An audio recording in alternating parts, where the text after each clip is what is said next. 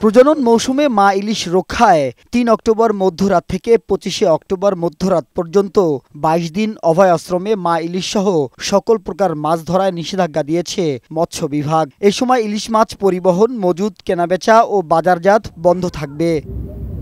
চাঁদপুরের মতলব উত্তর উপজেলার ষাটনল থেকে হাইমচরের চরভৈরবী পর্যন্ত ৭০ কিলোমিটার এলাকায় ২২ দিন মাছ শিকার বন্ধ থাকবে। পদ্মা মেঘনার ৭০ কিলোমিটার অংশকে ইলিশের অভয়াশ্রম ঘোষণা করে নিষেধাজ্ঞা বাস্তবায়নে অভিযান জোরদার করবে টাস্কফোর্স।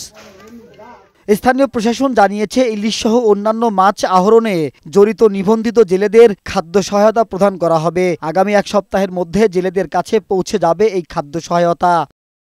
এদিকে ২২ দিনের নিষেধাজ্ঞার কারণে রাজধানীর বাজারে মিলছে না ইলিশ মাছ। ঢাকা মহানগরীর বেশিরভাগ বাজার ঘুরে দেখা যায় ইলিশ মাছ বিক্রেতারা অলস সময় পার করছেন।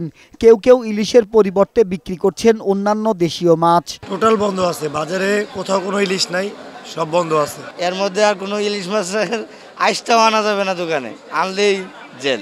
২২-৩০ দিন পর যখন ইলিশ মাছ ধরা শুরু হবে তখন তারা আবার চলে আসবে। প্রজনন রক্ষায় এই ২২ দিন অভয়াশ্রম এলাকায় মাছ আহরণ, পরিবহন, বিপণন ও মজুত নিষিদ্ধ থাকবে।